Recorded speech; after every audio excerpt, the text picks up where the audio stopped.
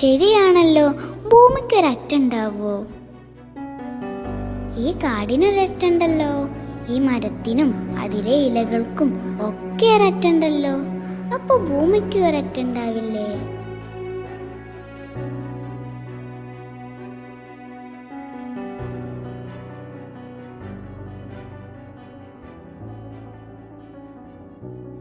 ഉണ്ടാവായിരിക്കും. അപ്പോ ആകാശത്തിനോ?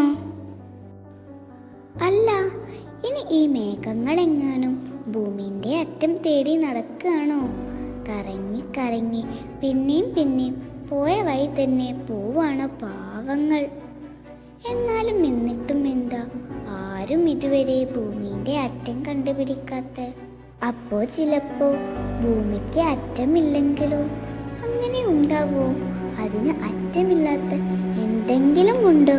മനുഷ്യന്റെ ചിന്തകൾക്ക് അറ്റില്ല എന്ന് ക്ലാസ്സിൽ ടീച്ചർ പറഞ്ഞത് കേട്ടിനി.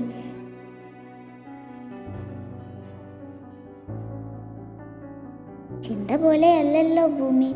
ചിന്തക്ക് ആകൃതി പോലും ഇല്ലല്ലോ. ഭൂമിക്ക് ആകൃതിയെങ്കിലും ഉണ്ടല്ലോ.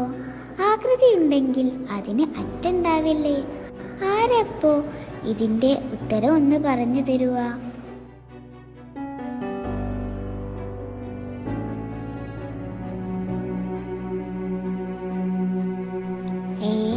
പറഞ്ഞ പോലെ ഈ ബോളിന് അറ്റില്ലല്ലോ.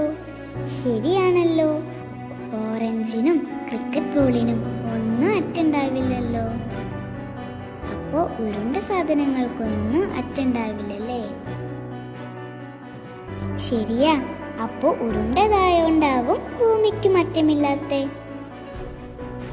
അതല്ലേ ഇതുവരെ ആരും ഭൂമിയുടെ അറ്റം കണ്ടുപിടിക്കാത്ത? The future belongs to the curious.